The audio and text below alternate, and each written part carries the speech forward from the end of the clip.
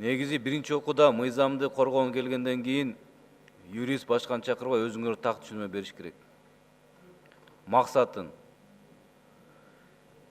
Мен суром, илимий изилдөө институтунун жерлери бүгүнкү күндө канча Кыргызстан боюнча? Аянты.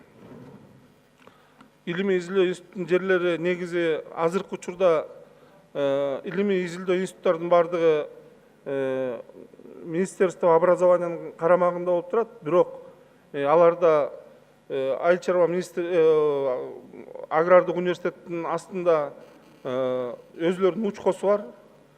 Анан кийин плем чарбалары бар. Институт земледелиянын болсо почти жери жок калды. Бир эле Костогу жери калды. Селекционный станциясы бар. Эмне үчүн жери жок калды? Эми алардын руководствосу билет болуш керек. Ал биздин карамагыбызда эмес негизи.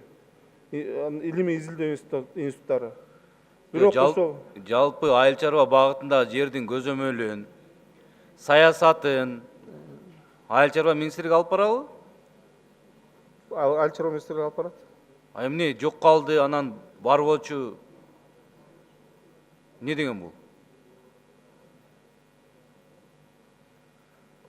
Демек, ал жерде бардак, ал жерде учет жок.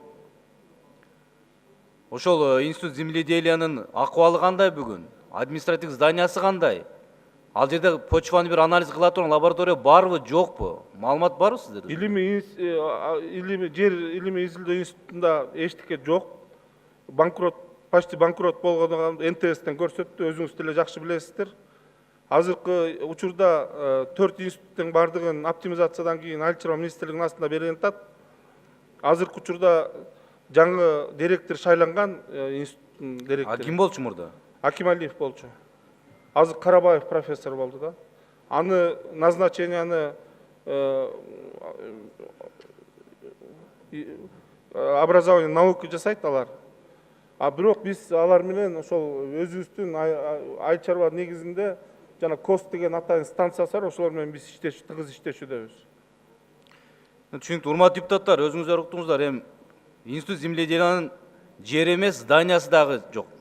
Лабораториясы дагы жок деп атат. Туурабы? Эми Жамин Акималиев чыгып алып акыл үйрөтсө баарыбызга айыл чарба боюнча бардыгын айтат. Эми ал киши мен сыйлайм, улуу инсан катары.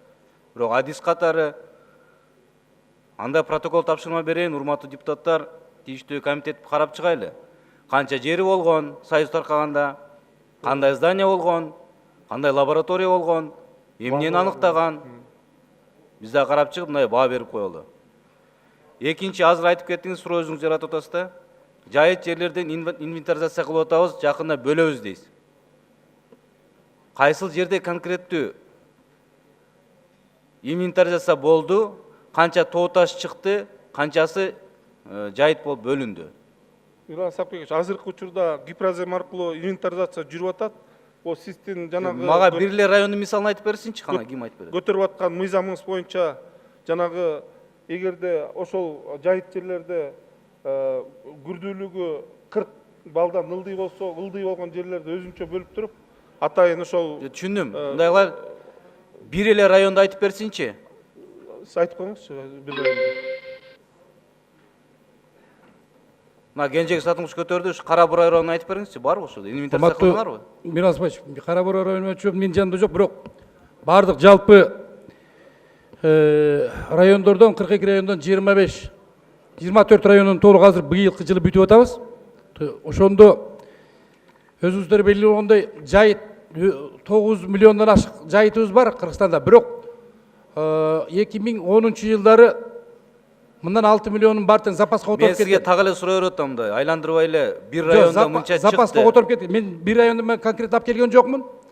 Жалпы мына быйылкы 24 райондон ошо запастан кайра пайдаланууга деп 1,5 миллион кайра кошулуп атат азырчы.